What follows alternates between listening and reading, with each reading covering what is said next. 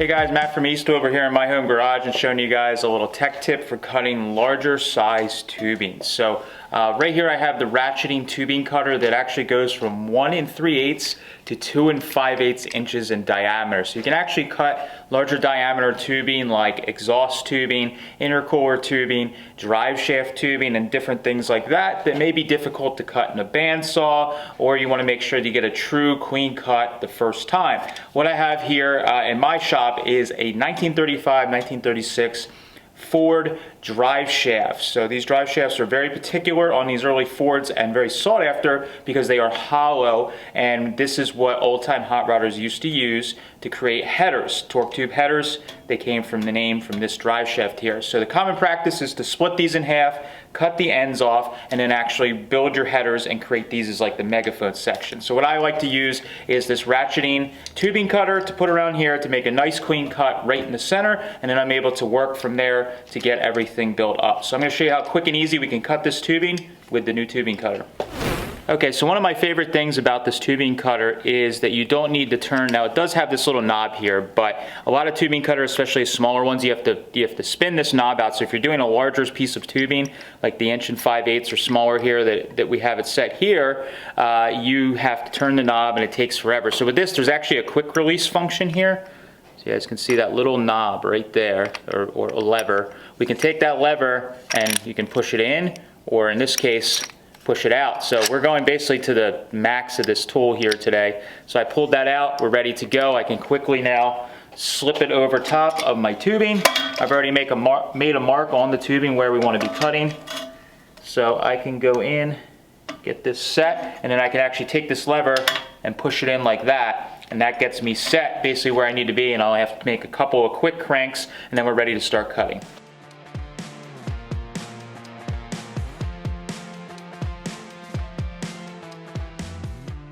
So now that I have the knob all tightened down, we're ready to start cutting. Now, one thing to mention with this tool, you can abuse it. You are stronger than these little cutting blades are. So if you crank this too tight on the first cut, you can actually fold or chip or damage the cutting blades, and you don't want to do that, obviously. So what you want to do is make it pretty snug, but you don't want to have to force it. So what we do is, like I said, I've already kind of drawn a line on this thing, so I knew I'm right on the money.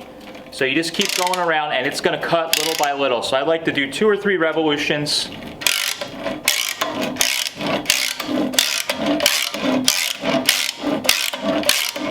Something like that. Then we can take this knob and just go a hair tighter. Not incredibly tight. You might go 1/8 of a turn or 1/4 of a turn.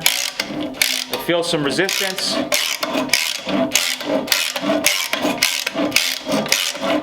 And you'll keep rotating around, and eventually you'll start feeling that it gets a little easier to turn. This takes a little more time than cutting a piece of brake tubing or something like that that's really small. This is a bigger piece of tubing. It's going to take some time. So we have to do a bunch of revolutions. When you feel it start getting really easy where it's cut through that layer, then you can go a little bit tighter.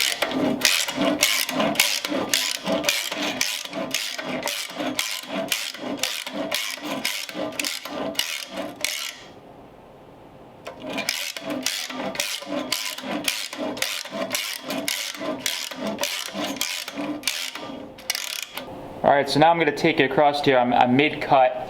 I'm going to show you guys how nice of a cut this thing makes. I'm going to rotate it there. You can see how clean of a cut that is.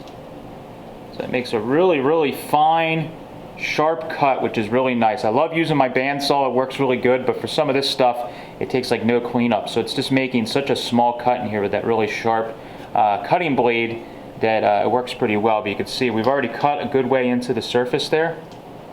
So we're pretty much good ways across cutting this. So probably a handful more sequences of spinning and tightening. We'll be ready to knock it off here and cut all the way through.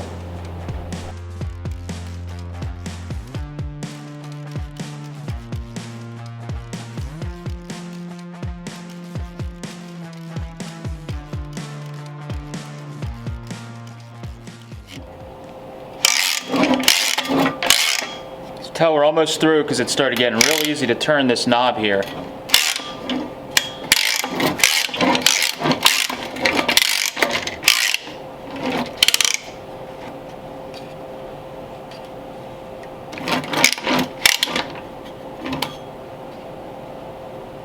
Oh yeah. Pretty much through. It's like paper thin.